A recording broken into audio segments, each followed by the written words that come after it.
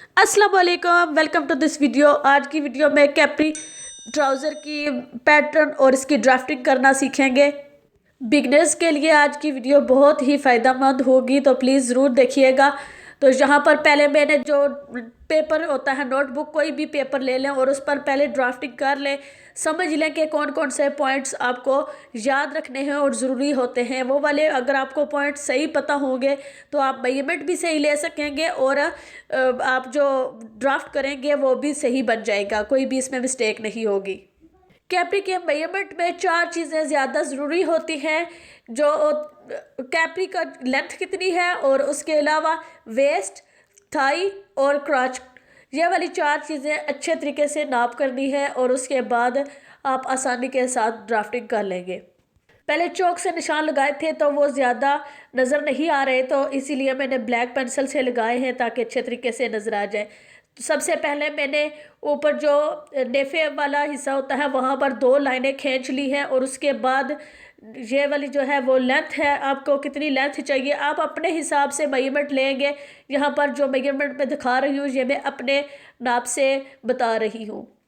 अब यहाँ पर 13 इंचज़ पर निशान लगा लूँगी और उसके बाद चारों तरफ से 13 इंचज़ ही इसकी लंबाई होनी चाहिए। तो ये एक 13 इंचज़ का स्क्वायर बॉक्स बन जाएगा। तो यहाँ पर मैं 13 इंचज़ पर निशान लगा लूँगी। ये तैयारशुदा जो क्राच है वो उसकी जो लंबाई है वो तकरीबन 11 इंचज़ आ रही है। जो क्राच की पूरी जो रेडी हो जाएगी वो तकरीबन मुझे चाहिए 15 इंचज़। तो इसलिए मैंने इसमें से 2 इंचज़ कम लिया है, क्योंकि जब आप उसे गोलाई की शेप देंगे तो उसमें जो राउंड करेंगे ना तो 2 इंचज़ वो उसके अंदर आ जाएगा, तो इसकी जितनी लंबाई आपको चाहिए वो हो जाएगी, नहीं तो ज़्यादा लंबा हो जाएगा। तो इसलिए आपने जितनी आपकी क्राच की लंबाई है तैयार, उससे 2 इंच कम लेना है।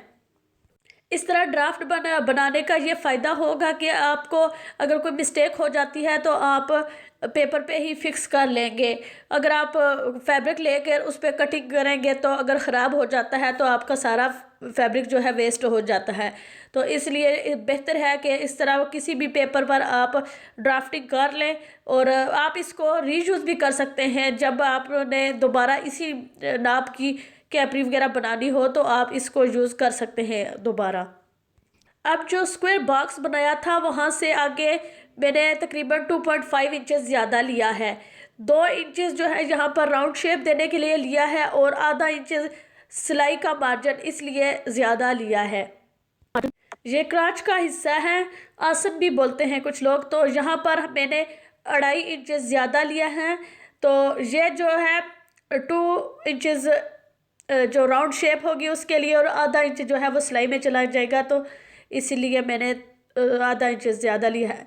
तो अब यहाँ पर तकरीबन 1.5 से 2 इंच आप यहाँ पर निशान लगा लें ताकि राउंड शेप देते हुए आसानी रहे। तो मैंने तकरीबन 1.5 इंच पर निशान लगाया है, ये डॉट लगा लिया है। आप चाहें तो पीछे से लाइन भी लगा सकते हैं। तो अब यहाँ पर आप छोटे छोटे डॉट्स लगाकर एक लाइन ड्रॉ कर लें। आप चाहें तो इसी तरह भी राउंड शेप दे सकते हैं अगर आपको स्किल है। तो अगर आप स्टार्टिंग में कर रहे हैं तो इस बेहतर है कि आप लाइन ड्रॉ कर लें। यहाँ पर हम फ्रंट पार्ट की ड्राफ्टिंग कर रहे हैं। तो फ्रंट पार्ट में आपने जितना भी फिटिंग का किया है मेजरमेंट उसी हिसाब से आपने कटिंग करनी है। इसमें कोई भी सिलाई का मार्जिन नहीं होगा, तो आपने सिर्फ फिटिंग के निशान लगाने हैं और उसी की ड्राफ्टिंग पर कटिंग करनी है। अब यहाँ पर जो आसन का निशान लगाया है और राउंड शेप दी है, यहाँ से लेकर पीछे लाइन जो जाती है वहाँ तक, यहाँ से लेकर यहाँ तक आपने जो मेजरमेंट कर लेना है कि इसमें कितना गैप है। तो जितना उसमें होगा उसी हिसाब से आपने यहाँ पर दरमियान में निशान लगा लेना है। क्राच वाली लाइन जो है उसके सेंटर में एक निशान लगा लेना है और उस निशान से नीचे एक लाइन खींच लेनी है। सेंटर वाली लाइन जो है ये ऑप्शनल है, अगर आप नहीं लगाना चाहते तो ना लगाएं। अगर आप लगा लेते हैं तो आसानी रहती है। आपको पांचे की जो लंबाई है आप कितना चौड़ा रखना चाहते हैं वो आपको आसानी से समझ में आ जाएगा, इसलिए ये सेंटर वाली लाइन मैंने लगा ली है। तो अब यहाँ पर तकरीबन 8 इंचज़ इसकी आ रही है। आप इससे कम रखना चाहते हैं तो भी रख सकते हैं। तकरीबन 6 इंचज़ तक आप इसको रख सकते हैं। अब इसका पंचा जो है वो तकरीबन 8 इंचज़ तक आ रहा है। तो इसका जो 8 इंचज़ का आधा है वो 4 इंचज़ है। तो 4 इंचज़ को दोनों साइड्स पर, लेफ़्ट एंड राइट जो दोनों साइड्स हैं, वहाँ पर 4 इंचज़ का ही गैप होना चाहिए। कैपरी का पंचा थोड़ा तंग होता है तो आप इसको 6 इंचज़ भी रख सकते हैं, लेकिन मैं 8 इंचज़ रख रही हूँ। तो अब ये जो निशान लगाया है, इस निशान को ऊपर जो क्रॉच का निशान है वहाँ तक ले जाना है और इसको थोड़ा सा कर्व देना है, इसको शेप दे लेनी है। अब यहाँ पर मैं इसको शेप दे लूँगी। आपके पास जो वो शेप देने वाला स्केल होता है वो है तो अब वो आसानी रहती है। मेरे पास वो नहीं है तो मैं इसी तरह हाथों से लगाऊंगी।